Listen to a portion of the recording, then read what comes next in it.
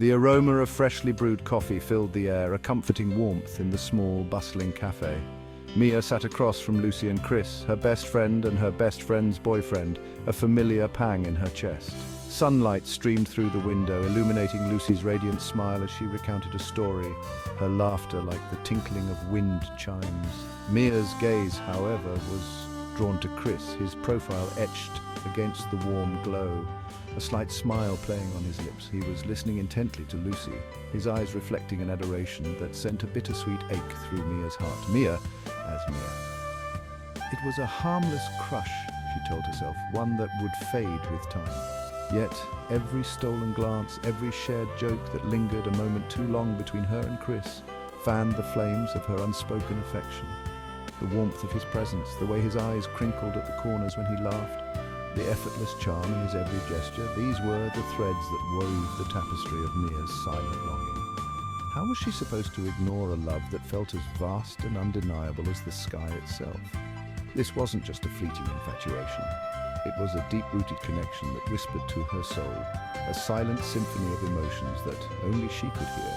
And so she played her part, the supportive best friend, the silent observer, her heart a fragile thing, carefully tucked away behind a facade of casual indifference.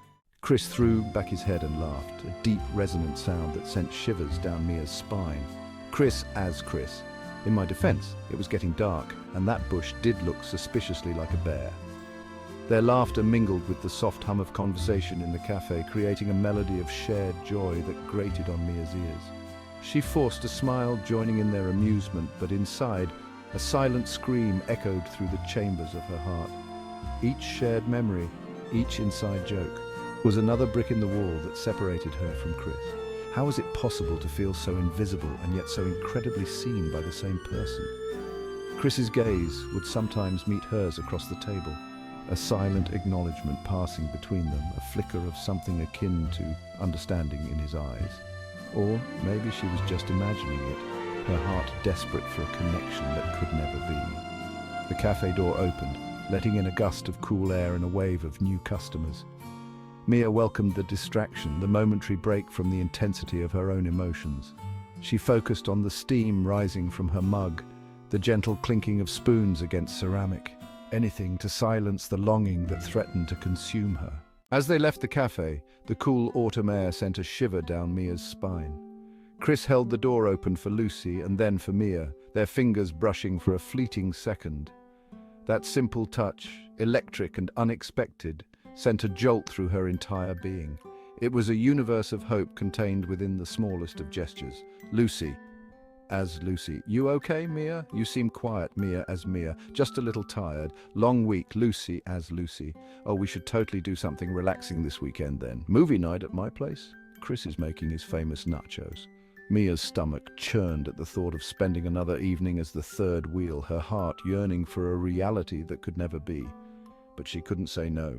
Lucy was her best friend and Chris, well, Chris was the unspoken ache in her heart. Later that night, curled up on her couch, Mia stared at the flickering television screen, the romantic comedy playing before her, a stark contrast to the silent drama unfolding in her own life. Her phone vibrated on the coffee table, the screen illuminating Chris's name. Her heart leapt into her throat. The message was simple, Chris as Chris. Hey, Mia. Hope you're having a good night. Lucy's asleep, but I just wanted to say thanks again for the coffee date today. It was fun. Fun, is that all it was to him? Just another ordinary day spent with his girlfriend's best friend. Mia knew she shouldn't read into it, shouldn't let her hopes soar, but his words, his simple acknowledgement, sent a wave of warmth through her. It was a tiny ember of connection in the vast emptiness of her unspoken longing. The silence of her apartment pressed in on her, amplifying the hollowness within. She longed for a life filled with Chris's laughter, his gentle touch, his unwavering gaze. But that life existed only in the secret chambers of her heart, a bittersweet fantasy that could never see the light of day.